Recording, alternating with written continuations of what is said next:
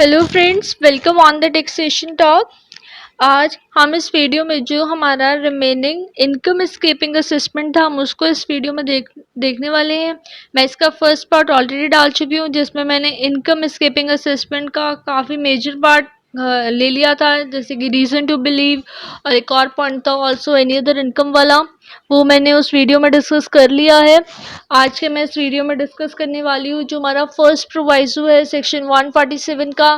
Time limit क्या है 148 में नोटिस इशू करने की, और सैंक्शन कब तक कराना है असेसिंग ऑफिसर ने नोटिस इशू जो वो कर रहा है अंडर सेक्शन 151, और टाइम लिमिट क्या है इस असेसमेंट को कंप्लीट करने की। वीडियो स्टार्ट करने से पहले अगर आपने चैनल सब्सक्राइब नहीं किया है तो चैनल सब्सक्राइब कर लेना और उसके साइड में जो बेल आइकन है उसे भी प्रेस कर लेना ताकि आपको लेटेस्ट इन्फॉर्मेशन मिलती रहे।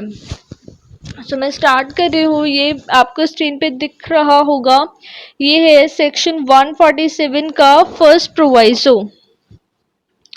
सेक्शन 147 का फर्स्ट प्रोवाइजो डील विद करता है जब आपकी दूसरी बार असेसमेंट हो रही है, मीन्स आपकी पहले असेसमेंट हो चुकी है, चाहे आपकी स्क्रूटनी असेसमेंट हो चुकी है जो 143 सबसेक्शन 3 में होती है, या चाहे आपका केस एक बारी 147 में खुल चुका है और अब आपका केस दूसरी बारी खुलने जा रहा है, तो आपका ये फर्स्ट प्रोवाइजो लगेगा। मैं फर्स्ट प्रोवाइजो रीड करती हूँ, देन मैं एक्सप्लेन करूंगी। Provided that where an assessment under subsection 3 of section 143 or this section has been made for the relevant assessment year, no action shall be taken under this section after the expiry of 4 years from the end of the relevant assessment year. ये कह रहा है कि जहाँ पे आपका assessment हो चुका है 143 सबसेक्शन 3 जो हमारी स्क्रूटनी असेसमेंट है, और दिस सेक्शन ये हमारा सेक्शन चल रहा है 147 जहाँ पे असेसमेंट हो चुकी है। No action under this section means अब दोबारा इस सेक्शन में मीन्स 147 में एक्शन नहीं लिया जाएगा after the expiry of 4 years, 4 साल के बाद, from the end of the relevant assessment. ये कह रहा है कि जहाँ पे आपका एक बार असेसमेंट हो चुका है और अब आपका केस खुलने जा रहा है, ये कह रहा है कि आपका केस अब 4 साल के बाद नहीं खुल सकता, दोबारा नहीं खुल सकता जब तक ये कंडीशन सेटिस्फाई नहीं हो जाती। कंडीशंस क्या है? Unless any income chargeable to tax has escape assessment for such assessment year by reason of the failure on the part of the assessee to make a return under section 139 or in response to a notice issued under subsection 1 of section 142 or section 148, or to disclose fully and truly all material facts necessary for this assessment for that assessment year. ये कह रहा है आपका case 4 साल के बाद नहीं खुल सकता जब तक असेसी की कोई गलती ना हो, मीन्स असेसी के पार्ट पर कोई मिस्टेक ना हो चीज़ों को डिस्क्लोज करने में। मीन्स अगर मैं कहूँ असेसी का केस तब तक नहीं खुल सकता जब तक असेसी ने कोई गलती ना करी हो कुछ इंफॉर्मेशन को डिस्क्लोज करने की। डिपार्टमेंट केस नहीं खोल सकता अगर असेसी ने अपनी रिटर्न फाइल कर दी थी, चाहे 139 में करी हो, चाहे 142(1) के रिस्पॉन्स में करी हो, चाहे 148 में करी हो। जब असेसी ने रिटर्न फाइल कर दी, उसने अपने अकॉर्डिंग जो भी इंफॉर्मेशन थी उसने सब डिस्क्लोज कर दी, तो डिपार्टमेंट केस नहीं खोल सकता। अगर कोई डिपार्टमेंट के पार्ट पे कोई गलती है, मीन्स उसने कोई इंफॉर्मेशन को ध्यान से नहीं देखा था, या वो अपना कोई पॉइंट ऑफ व्यू चेंज कर रहा है कि उसने गलती से कोई ये टेक्स्ट कर दिया, तो उस बेस पे 4 साल बाद केस नहीं खुल सकता। 4 साल बाद केस खोलने के लिए डिपार्टमेंट को ये प्रूफ करना होगा कि असेसी की कोई मिस्टेक थी, असेसी की गलती थी कि उसने कोई इंफॉर्मेशन को डिस्क्लोज नहीं किया प्रॉपरली। जब आपका केस दोबारा खुलता है तो आप इस प्रोवाइजो को प्लीज ध्यान से देखना, क्योंकि बहुत केसेस में ऐसा होता है कि डिपार्टमेंट अपना पॉइंट ऑफ व्यू चेंज कर रहा होता है। अगर एसएससी ने कोई इंफॉर्मेशन डिस्क्लोज कर दी थी फर्स्ट असेसमेंट के टाइम पे सारी, तो उसका केस डिपार्टमेंट 4 साल के बाद नहीं खोल सकता। नेक्स्ट सेक्शन में देख रही हूँ, नेक्स्ट है हमारा सेक्शन 148। सेक्शन 148 है issue of notice where income has escape assessment. जो हमारी 147 में एस्केप असेसमेंट होती है उसका जो नोटिस इशू करा जाता है वो सेक्शन 148 में इशू किया जाता है। ये कह रहा है first, before making the assessment, reassessment, or recomputation under Section 147, the assessing officer shall serve on the assessee a notice requiring him to furnish within such time as may be specified in a notice a return of his income or the income of any other person in respect of which he is assessable under the Act during the previous year corresponding to the relevant assessment year in the prescribed form and verified in a prescribed manner and setting forth such other particulars as may be prescribed। ये कह रहा है assessing officer एक notice issue करेगा जो under section 148 होता है, जिसमें नोटिस में क्या होता है, नोटिस में लिखा होता है कि आपकी असेसी की इनकम एस्केप्ड है और आप अपनी रिटर्न ऑफ इनकम फर्निश करें। एक टाइम पीरियड दे देता है कि इतने टाइम में अपनी रिटर्न ऑफ इनकम फर्निश करें, या जिसके रिस्पेक्ट में आप टैक्सेबल हैं उसके लिए नोटिस आएगा कि उसकी इनकम की detail means return of income आप फर्निश करें उस प्रिस्क्राइब टाइम पीरियड में। आप चाहे तो अपनी 148 की रिटर्न जो हमारी 139 में अगर आप भर चुके हैं चाहे तो आप वही की वही रिटर्न दे सकते हैं। अगर आपको लगता है कि आपने कोई इनकम नहीं छुपाई है या आपको कोई इनकम में एडिशन नहीं करना है तो आप अपनी 139 वाली रिटर्न ही दे सकते हैं असेसिंग ऑफिसर को ये लिख के कि हमारी 139 वाली रिटर्न ही कंसिडर कर ली जाए हमारी 148 की रिटर्न, या तो आप 148 की रिटर्न सेपरेट भी फाइल कर सकते हैं, अपनी इनकम एडिशन कर सकते हैं जो आपने 139 की कंपैरिजन में भरी थी। नेक्स्ट है the assessing officer shall before issuing any notice under this section record his reason for doing so. Assessing officer notice issue करने से पहले अपने रीजंस टू बिलीव जो थे वो रिकॉर्ड करेगा। रीजन टू बिलीव का डिटेल डिस्कशन हमने पार्ट 1 में कर ही लिया था, जो मैंने आपको बताया ही था, बहुत इंपॉर्टेंट एस्पेक्ट होता है 147 की असेसमेंट का। तो नोटिस इशू करने से पहले ही असेसिंग ऑफिसर अपने पास रीजन टू बिलीव रिकॉर्ड कर लेगा। नेक्स्ट है सेक्शन 149। 149 जो है हमें टाइम लिमिट बता रहा है नोटिस इशू करने की।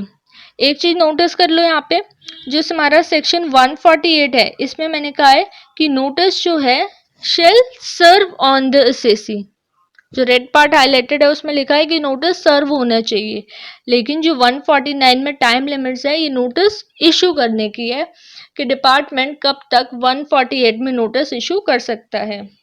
सेकेंड पॉइंट ये कह रहा है जहाँ पे आपकी इनकम एस्केप्ड का अमाउंट 1 लाख रुपीस या उससे ज़्यादा है तो आपको कितने टाइम में नोटिस इशू करना है, with in 6 years from the end of the relevant assessment year. जिस साल का केस है, जिस असेसमेंट ईयर का केस है उसके 6 साल में आप 148 का नोटिस इशू कर सकते हैं। लेकिन अगर आपकी जो इनकम एस्केप्ड है वो लेस देन 1 लाख रुपीस है, फर्स्ट पॉइंट में कवर हो जाएगा वो एनी अमाउंट ऑफ इनकम, तो 1 लाख से कम अगर आपकी असेस्ड इनकम है तो आपका नोटिस आ सकता है with in 4 years from the end of the relevant assessment year. देखो अगर 1 लाख या 1 लाख रुपीज से ज्यादा इनकम एस्केप्ड है तो 6 सालों में नोटिस आएगा, और अगर 1 लाख से कम है इनकम एस्केप तो नोटिस आएगा विद इन द 4 ईयर्स। लेकिन जहां पे अगर आपको नोटिस आना है in respect of any foreign asset, कोई आपकी फॉरेन एसेट है या कोई फाइनेंशियल इंटरेस्ट है in any entity outside India, तो उसका नोटिस आ सकता है within 16 years from the end of the relevant assessment year. Second कह रहा है the provision of subsection 1 as to the issue of notice shall be subject to the provision of section 151। जो ये कह रहा है कि जो अभी हमने बताया सेक्शन 149 में कि नोटिस इशू करना है तो वो नोटिस है subject to the provision of section 151। Section 151 में असेसिंग ऑफिसर को नोटिस इशू करने से पहले एक सेंशन लेनी होती है, वो अभी हम आगे डिस्कस करने वाले हैं। Third point, if the person on whom a notice under section 148 is to be served is a person treated as agent of a non-resident under section 163, and the assessment, reassessment or recomputation is to be made in pursuance of a notice is to be made on him as an agent of such non-resident. The notice shall not be issued after the expiry of a period of 6 years from the end of the relevant assessment year. ये कह रहा है कि अगर आप section 148 के लिए notice issue कर रहे हो और जो नोटिस आप इशू कर रहे हो वो agent of the non resident को कर रहे हो, जो सेक्शन 163 में पॉइंट होता है, तो अगर आप एजेंट को, नॉन रेजिडेंट के एजेंट को नोटिस दे रहे हो तो उसको आप notice with in the 6 years from the end of the relevant assessment year दोगे। नेक्स्ट है सेक्शन 151। सेक्शन 151 में जो है सैंक्शन लेनी होती है असेसिंग ऑफिसर को। फर्स्ट पॉइंट है, अगर जो है नोटिस इशू हो रहा है within the 4 years from the end of the relevant assessment year में अगर नोटिस इशू हो रहा है तो असेसिंग ऑफिसर अगर below the rank of the joint commissioner है, मीन्स उसकी rank below the rank of the joint commissioner है, तो वो जॉइंट कमिश्नर से अप्रूवल लेगा और जॉइंट कमिश्नर अप्रूवल देने से पहले ये देखेगा कि क्या ये फिट केस है इनकम एस्केपिंग असेसमेंट का। रीड कर रही हूँ, within the 4 years sanction क्या है, no notice shall be issued by an assessing officer who is below the rank of a joint commissioner unless the joint commissioner is satisfied on the reason recording by such assessing officer that it is a fit case for the issue of such notice. Commissioner satisfy होगा कि ये fit case है, means जो उसने reasons record करे assessing officer ने वो सही है इनकम एस्केपिंग असेसमेंट के लिए। नेक्स्ट है, अगर नोटिस इशू हो रहा है विद इन 16 और 6 years में, तो no notice shall be issued by an assessing officer unless the principal chief commissioner or principal chief commissioner or commissioner is satisfied on reason recorded by the assessing officer that it is a fit case for the issuance of such notice. ये कह रहा है अगर आपका case open हो रहा है within the 16 और 6 years तो अप्रूवल कौन देंगे, तो अप्रूवल देंगे commissioner, chief commissioner, principal commissioner और प्रिंसिपल चीफ कमिश्नर। ये देखेंगे कि असेसिंग ऑफिसर ने जो रीजंस टू बिलीव रिकॉर्ड करे हैं वो सही है कि इनकम एस्केपिंग असेसमेंट किया जाए। नेक्स्ट है हमारा completion of income escaping assessment, कितने टाइम में इनकम एस्केपिंग असेसमेंट कंप्लीट होनी चाहिए। तो ये है, no order of assessment, reassessment और recomputation shall be made under section 147 after the expiry of 9 months from the end of the financial year in which notice under section 148 was served. Mean जिस साल में notice serve हुआ है, सर्व issue नहीं, जिस साल में नोटिस सर्व हुआ है उससे 9 months के बीच में, उससे 9 months के बीच में ये जो है असेसमेंट कंप्लीट हो जानी चाहिए। लेकिन provided that where a notice under section 148 is served on or after 1st day of April 2019, the provision of this subsection shall have effect as if for the words 9 months the word 12 months has been substituted. जो notice issue हुए हैं on और after 1st day means 1 अप्रैल 2019 के बाद जो भी notice issue हुए हैं उनकी जो कंप्लीशन है वो विद इन द 12 months होगी, वो 9 months नहीं होगी, वहाँ एक्सटेंशन है टाइम लिमिट्स के, 12 months में वो कंप्लीट हो जाएगी। सो ये था हमारा, मैंने इसमें भी काफ़ी पोर्शन कवर कर लिया। अब हमारा जो रिमेनिंग पार्ट रह रहा है वो हमारा रह रहा है प्रोसेस क्या है। एक बार हम कंप्लीट देख लेंगे इनकम एस्केपिंग असेसमेंट का प्रोसेस क्या है, और एक और मेजर पॉइंट कि कैसे हम अपना केस बचा सकते हैं कि इनकम एस्केपिंग असेसमेंट में हमारा केस ना लगे, हमारा केस 147 में कैसे ना लगे, उसको हम एक बारी और देख लेंगे। सो आज के लिए बस इतना ही। अगर वीडियो अच्छी लगी हो तो लाइक कर देना। Thank you so much for watching this.